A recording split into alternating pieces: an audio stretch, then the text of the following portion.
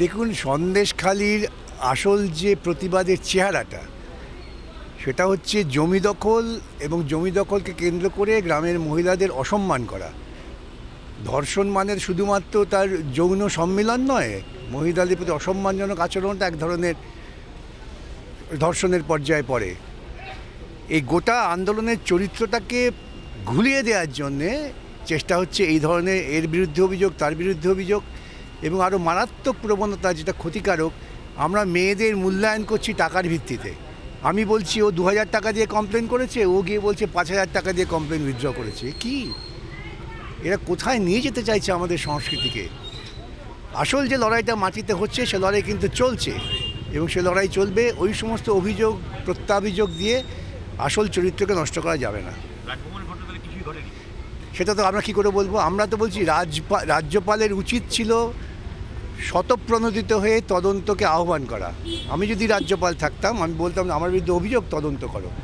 এই রাজ্যপাল প্রথম থেকেই আমি সংবিধানের সুরক্ষা আছে এইসব কথা বলে মানুষের মনের মধ্যে কিন্তু অনেক সন্দেহ তৈরি করে দিচ্ছেন। এটা আমার নিজের ধারণা। সন্দেশখালীতে সিবিআই ক্যাম্প করা হয়েছে, ওখান থেকেই মামলা তদন্ত করা হবে এমনটাই দাবি সিবিআইয়ের। না, সিবিআই তদন্ত করার জন্য যে কোনো জায়গায় যেতে পারে, কারণ সন্দেশখালী নিয়ে সিবিআইকে তদন্ত করার নির্দেশ কলকাতা হাইকোর্ট দিয়েছে, কনস্টিটিউশনাল কোর্ট। কেউ তো তাকে আটকাতে পারে না। সুতরাং সিবিআই যেভাবে মনে করবেন তদন্ত করতে পারেন, কিন্তু তদন্তটা সৎভাবে করতে হবে। এই হচ্ছে শিক্ষক নিয়োগ দুর্নীতি মামলায় রাজ্য সরকার আবার নতুন করে তথ্য দেবে বলেছে কোর্টকে, কি বলবেন? আমি তো 2014 থেকেই শুনে আসছি, রোজই নতুন তথ্য দিচ্ছেন। যত তথ্য দেবেন তত আরও কেলেঙ্কারি প্রকাশিত হবে। আমরা তো সে অপেক্ষা করছি। সুপ্রিম কোর্টে যখন 16 জুলাই রেখেছে, ইতিমধ্যে সুপ্রিম কোর্ট বলেছে তোমরা তথ্য দাও, তথ্য দিক, আমরা তো চাইছি। আমি তো সুপ্রিম কোর্টে বলেছি যে ওরা তথ্য দিক হলফনামা দিয়ে, বক্তৃতা করে না। হলফনামা যে দেবে তার দায়িত্ব সেই কথার উপরে দাঁড়িয়ে থাকা। আজ পর্যন্ত স্কুল সার্ভিস কমিশন কোথাও কোনো হলফনামা দিয়ে বলতে পারেনি। প্রত্যেক হলফনামায় বলছে আমাদের কাছে আরও তদন্তের সময় লাগবে, আরও কিছু বেরোতে পারে। এখন তথ্য বেরোচ্ছে, বলা হয়েছে ঘুষ দেওয়ার মতো, এটাই নম্বর বাড়িয়ে দাও, তোমার আরেকটা চাকরি পাইয়ে দেবো। এই তো অবস্থা। বিকাশবাবু বলছি, রাজ্যপালের বিরুদ্ধে শ্লীলতাহানি কেসে রাজভবনের কর্মীদের বিরুদ্ধে এবার এফআইআর করলো কলকাতা পুলিশ। বিপাকে ফেলতে কি নয়া কৌশল? না, দেখুন, এফআইআর যে অভিযোগ হয়েছে, অভিযোগের সত্যতা এখনও বিচার হয়নি। অভিযোগের তদন্ত হওয়া দরকার। আবারও বলছি, রাজ্যপালের উচিত ছিল সরাসরি বলা যে তদন্ত হোক, খোলা তদন্ত হোক। সেটা না করে তিনি ভুল করেছেন। তিনি কি করেছেন না করেছেন সেটা তদন্ত সাপেক্ষে প্রমাণ হবে। যদি তদন্তে প্রমাণ হয় যে মেয়েটি মিথ্যা অভিযোগ করেছে, তার বিরুদ্ধে আইনগত ব্যবস্থা নেওয়া যায়। তদন্তকে এড়াবার চেষ্টা যারা করেন, সোজা সমীকরণ, তারা কোনো না কোনোভাবে দুর্বল জায়গায় আছে। ভাঙড় কলকাতা পুলিশের আওতায় আসার পরই দেখা যাচ্ছে উদ্ধার ও গ্রেপ্তার হচ্ছে, তবে কি নির্বাচনের দিন পুলিশ পারবে? কারণ এই প্রথম কলকাতা পুলিশ ভাঙড়ের নির্বাচন দেখবে।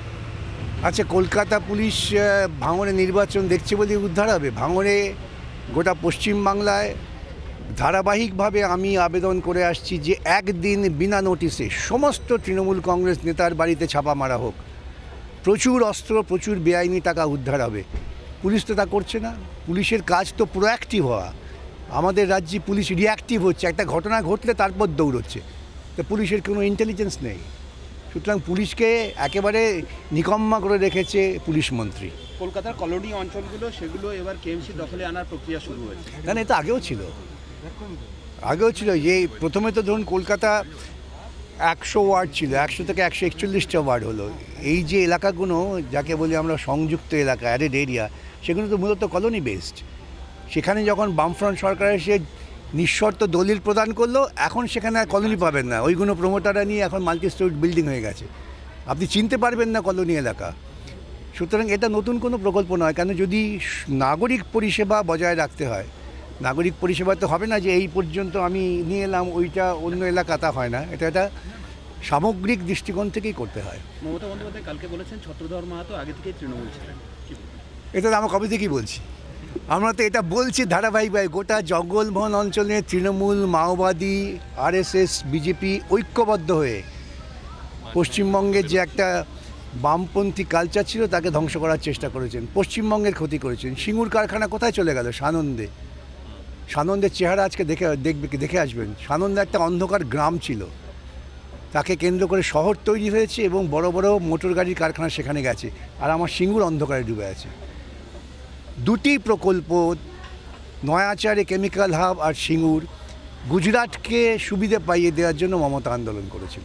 জঙ্গলমহলে 3 জেলায় আজ স্পেশাল পুলিশ অবজারভার, কোনো নাশকতার আশঙ্কা? এসব করে কি হবে? আমি আপনাদের বলি, দেখুন, এই স্পেশাল পুলিশ অবজারভার, এই প্যারামিলিটারি ফোর্স এ দিয়ে শান্তিপূর্ণ নির্বাচন হয় না।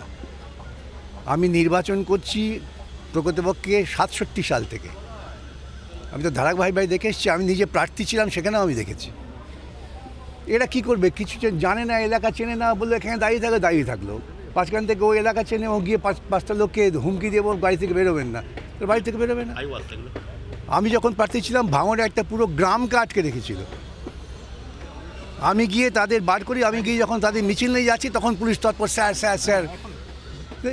পুলিশের যদি তৎপরতা, তদন্তমূলক তৎপরতা না থাকে, নির্বাচন পিসফুল হবে না। আরেকটা হচ্ছে এই যে বেআইনি টাকা, ধরুন ইলেকট্রাল বন্ডের টাকা, চিট ফান্ডের টাকা, চাকরি বিক্রির টাকা, এই বেআইনি টাকা দিয়ে গুন্ডা পোষা হয়। ওর কাছে টাকা আছে, ও আমাকে পুষলো, ওর কাছে টাকা নেই, ও ভদ্রলোক দায়ী থেকে মার খেলো, এই হয়। শেষ প্রশ্ন, সেটা হচ্ছে উত্তর কলকাতায় টিএমসি কর্মীরা কংগ্রেসে ও জয়নগরে তৃণমূল কর্মীরা বিজেপিতে যোগদান করলেন। ভোটের আগে কি বড় ধাক্কা শাসক দলে? হবেই তো, কি টিএমসি জন্মটা হয়েছে বিজেপির দৃষ্টিকোণ থেকে। তাই দেখবেন সকালে টিএমসি, বিকেলে বিজেপি, কিচ্ছু যায় আসে না ওদের। টিএমসি জিতলেও বিজেপি জিতলো, বিজেপি জিতলেও টিএমসি জিতলো।